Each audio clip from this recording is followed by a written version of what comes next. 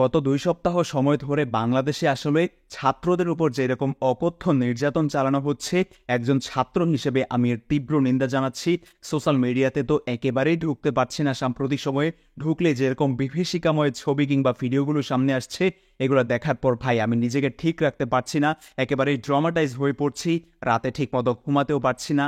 এমনিতেই আমি রাত জাগা মানুষ, স্পোর্টস প্ল্যাটফর্ম নিয়ে কাজ করি, আর তাই রাতে ঠিকমতো ঘুমাইও না। এরপরও যেই সময়টাতে ঘুমাই সেই সময়টাতেও ঘুম আসছে না সাম্প্রতিককালে। আর এতটাই ট্রমাটাইজ একটা সময় আমি নিজেও কাটাচ্ছি। একজন সুস্থ স্বাভাবিক মানুষ আসলে এগুলো দেখার পর সে নিজেও রাতে ঘুমাতে পারবে না, এটা আমি 100% কনফার্মেশন দিয়েই বলতে পারি। আর তাই এইরকম সিচুয়েশনে এসে খুব একটা স্বাভাবিক লাইফে যে ফিরবো সেরকম কোনো কারণও আসলে খুঁজে পাচ্ছি না, নিজেকে স্বাভাবিক করতেও পারছি না। আর তাই এত এত ভিডিও, ছবি কিংবা ট্রাভেল ভ্লগ জমে থাকার পরেও আমি সেসব আপলোড করছি না সাম্প্রতিক সময়ে। আর সামনে ঠিক কবে থেকেই আপলোড করা শুরু করব জানি না, হয়তোবা খুব শীঘ্রই আরও একবার স্বাভাবিক জীবনে ফেরার চেষ্টা করব। দেখি কতটুকু কি পারা যায়।